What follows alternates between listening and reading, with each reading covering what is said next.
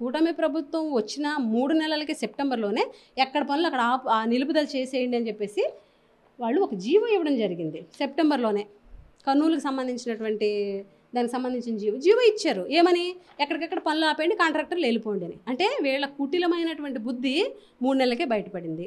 Medical కాలేజీలు ఉండకూడదు. ఎందుకనంటే గవర్నమెంట్ మెడికల్ కాలేజ్ అనేది వస్తే పేదవాడు బాగుపడతాడు, జగన్మోహన్ రెడ్డికి పేరు వచ్చేస్తుంది.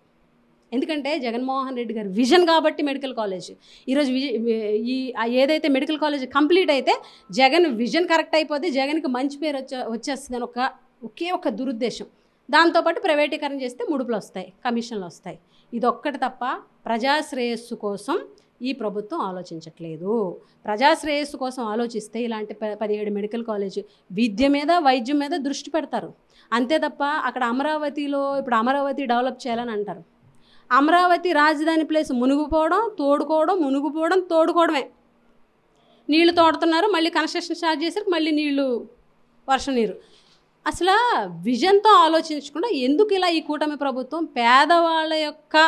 పేదవాళ్ళకి ప్రయోజనాలు కలగకుండా పేదవాళ్ళు అనే వాళ్ళకి వ్యతిరేకంగానే ఈరోజు ఈ ప్రభుత్వ నిర్ణయాలు కానీ ఈ ప్రభుత్వ విధానాలు కానీ ఉన్నాయి. అందుకనే ఈరోజు వైఎస్ఆర్ కాంగ్రెస్ పార్టీ యొక్క నిరసనకి ఏదైతే గవర్నమెంట్ మీద చేస్తున్నటువంటి నిరసన ఉందో మెడికల్ కాలేజ్ ప్రైవేటైజేషన్ ఆపండి అని, దానికి ఈరోజు అన్ని పార్టీల వాళ్ళ మద్దతు కూడా ఉంది.